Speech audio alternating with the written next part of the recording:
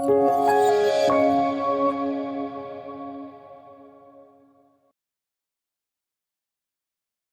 slide-là, donc merci d'avoir invité.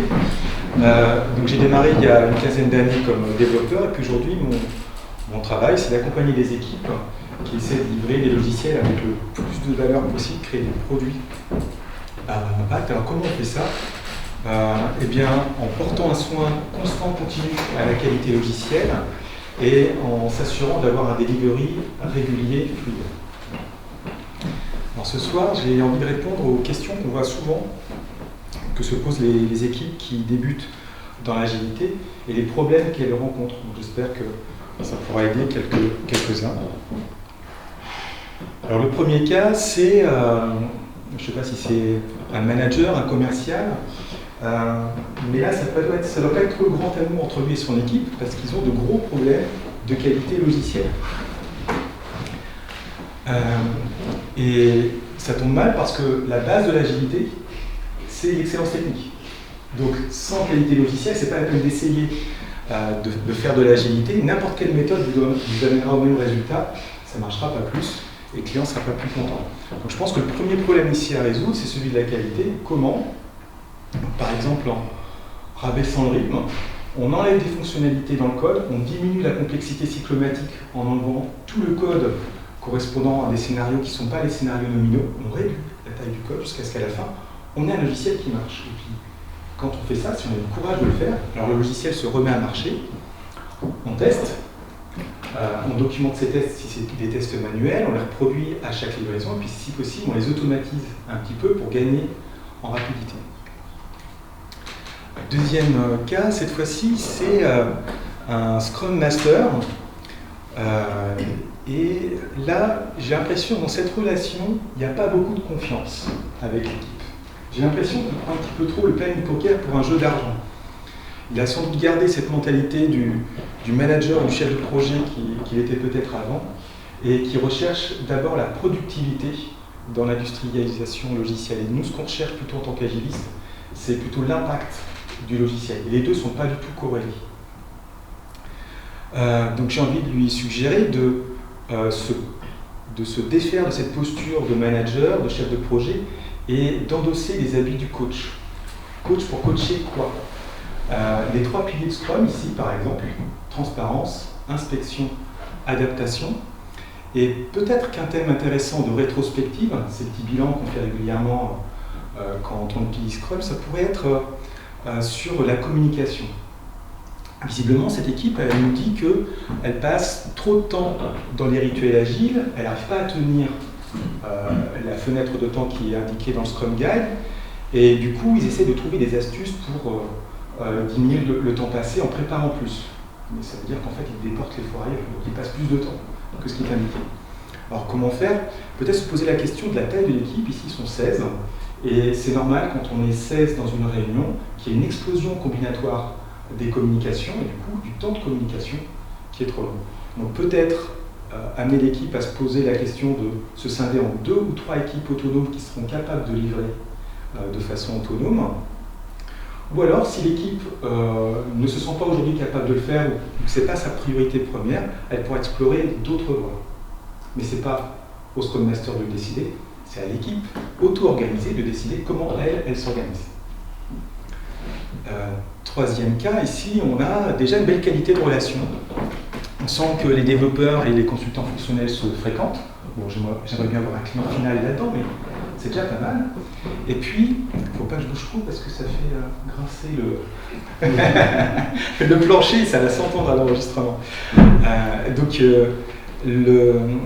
Donc, ça fonctionne plutôt bien, mais aujourd'hui, les développeurs demandent aux consultants fonctionnels une documentation qui ressemble un petit peu au roman de Proust. Et donc pour résoudre ce problème, ils ont imaginé qu'un plugin Jira, parce qu'il y a des plugins Jira pour tout et n'importe quoi, et surtout pour n'importe quoi, donc un plugin Jira pourrait les aider à avoir des specs plus digestes.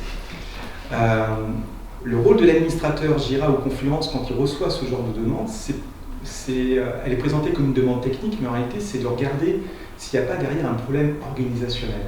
Et qu'est-ce que je vois comme piste ici? Probablement des développeurs qui ont peur, peur de mal faire, peur de ne pas livrer le bon produit, peur de ne pas faire ce qu'on attend d'eux. Alors, une piste à explorer, ce serait de leur proposer de pratiquer le développement piloté par les tests. Alors, ça consiste en quoi, ce truc hyper difficile à mettre en œuvre? Eh bien, il va falloir se rapprocher, ça va devenir intime. On va se mettre côte à côte physiquement. Avant que le développeur commence à coder, le représentant du client va lui expliquer comment il souhaite tester la fonctionnalité, comment il verra que la valeur a été livrée. Et puis en retour, le développeur, lui, va lui expliquer comment il va rendre ça testable.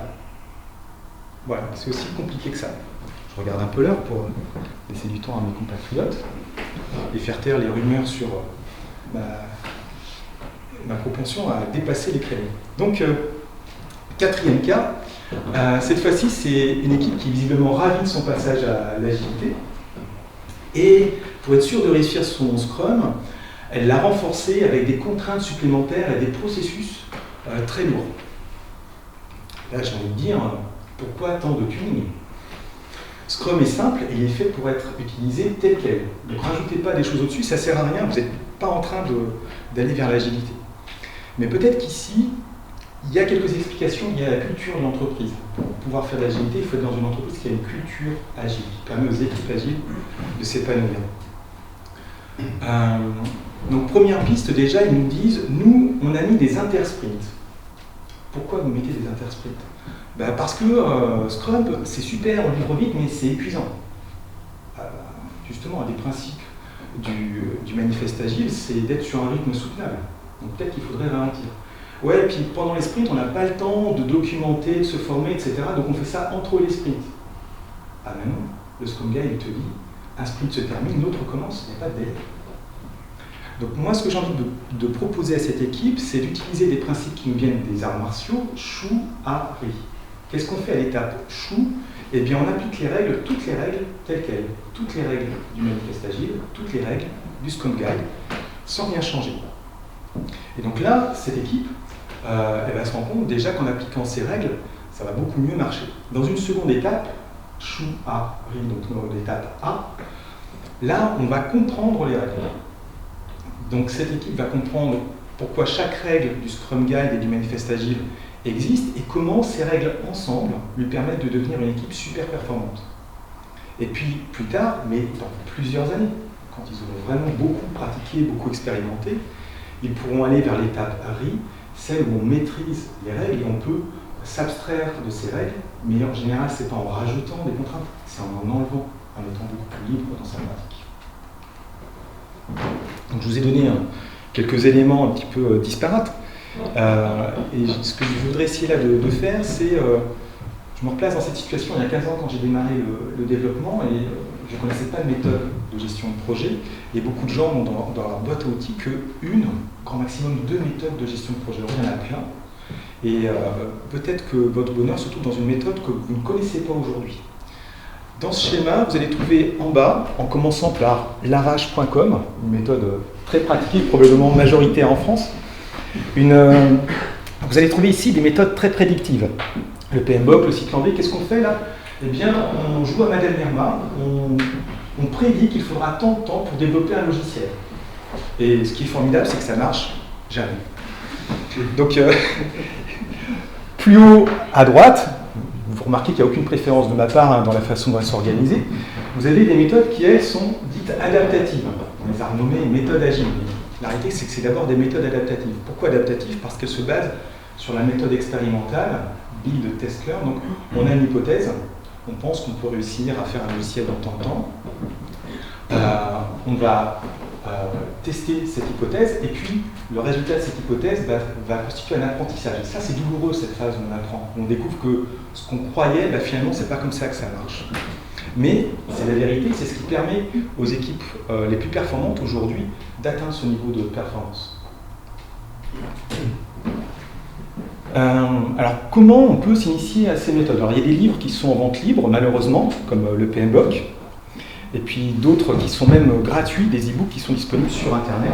Donc, vous pourrez explorer, je posterai ça aussi sur Twitter, on pourra discuter ensemble un petit peu de ces différentes pistes, de ces familles de méthodes, et des ramifications, laquelle pourrait être plus pertinente dans votre contexte. Quand on aime, quand on aime les gens, en général, on vient avec un cadeau pour eux. Donc ce soir, j'ai envie de partager avec vous quelque chose que les coachs agiles gardent jalousement secrètement pour eux, c'est Cinefin. Cinefin, c'est un sense-making framework. Ce framework, il nous indique quelles méthodes sont les plus adaptées à un contexte dans lequel se joue le projet. Et par exemple, il se trouve que les méthodes qui fonctionnent dans un contexte donné ne fonctionnent pas dans les autres contextes. Alors cherchez pas, les développements logiciels, c'est toujours des contextes au moins complexes. Parce qu'il y a beaucoup d'interactions entre les acteurs, et que d'un point de vue technique, les composants aussi ont beaucoup de couplage et d'interaction. Ce qui fait qu'on bascule fréquemment, facilement dans le domaine chaotique. Et mon métier, c'est justement de sortir les projets de ce domaine chaotique pour les ramener sur quelque chose de gérable. Si vous avez envie de vous mettre à l'agilité, essayez de planter tout de suite les clous droits avec, par exemple, un accompagnement. Alors, un des accompagnements les plus radicaux que je connais, c'est Scrum Shock Therapy. On est accompagné pendant 1 ou 2 sprints par quelqu'un qui maîtrise Scrum et qui vous donne toutes les règles. Voilà comment on fait Scrum. Voilà, il vous donne un exemple. Et puis ensuite, il vous lâche la main. Et c'est à vous d'expérimenter pour trouver, avec le framework Scrum, votre méthode de gestion de projet à vous. Alors j'espère que ce soir, j'ai répondu à quelques questions que peut-être certains d'entre vous se posaient. J'ai titillé votre curiosité sur des outils et des méthodes de gestion de projet et je serai ravi de répondre à vos questions.